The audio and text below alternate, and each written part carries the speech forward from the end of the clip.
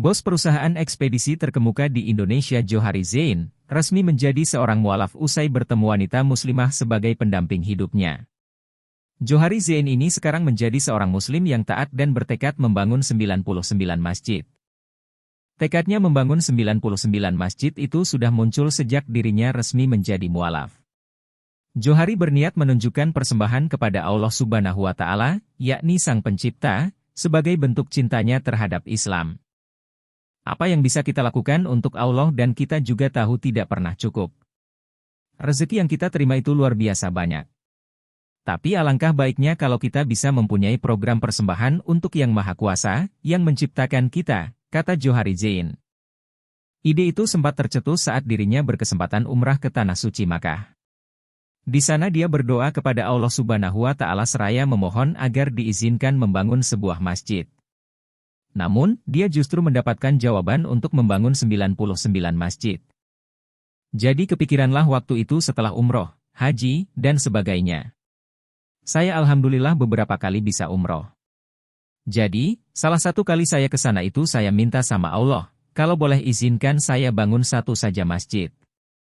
Jadi di situ pula saya mendapat jawaban, jangankan 1. 99 pun juga bisa, ujar Johari. Mendapat jawaban langsung, Johari merasa bahwa hal tersebut adalah amanah dari Allah Subhanahu wa Ta'ala. Dia pun akhirnya berani membangun 99 masjid meski usianya sudah 68 tahun. Lalu saya merasa, wah ini tugas. Jadi makanya saya berani untuk bangun 99 masjid, padahal umurnya 68, tapi bismillah, sambungnya.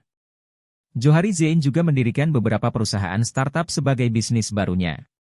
Tidak hanya mengeluarkan modal untuk komersial. Dia pun membuat yayasan dan masjid yang sudah lama diniatkan. Kembali lagi, itu semua komersial. Saya ingat harus ada sosialnya. Fisiknya apa? Ya sudah bikin yayasan dan bangun masjid.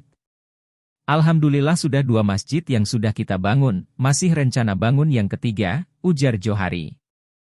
Tidak hanya ingin mendapatkan pahala sendiri, Johari pun mengajak umat muslim lainnya untuk ikut turun tangan dalam membangun yayasan. Menurutnya, yayasan tersebut disediakan sebagai wadah para umat Islam yang ingin berlomba-lomba masuk surga. Tapi memang misinya sedikit beda. Sebagai dermawan itu terserah kita mau sedekah berapa itu bisa.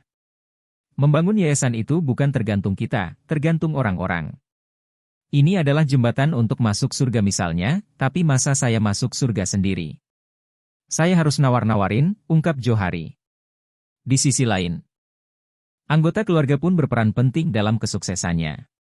Jo mengaku sempat mengorbankan waktunya untuk keluarga lantaran harus selalu hadir di kantor sebagai seorang direktur. Baginya, kondisi ekonomi serta kesejahteraan para karyawan pun juga harus dipikirkan.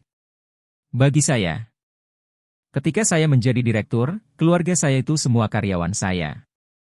Enggak cuma yang ada di rumah, ekonomi mereka saya pikirkan, kehidupan mereka, kesejahteraannya juga. Kemudian saya menjadi ketua asosiasi juga, jadi semua orang di bidang logistik itu menjadi kepentingan saya, ujarnya. Setelah menjadi komisaris, Johari kembali fokus mendidik sang anak agar bisa menjadi penerus perjuangannya kelak. Dia berharap sang anak bisa menjadi lebih sukses darinya. Kini, anak-anaknya pun sudah menjadi lulusan strata 2 dan mulai membuka bisnis sendiri.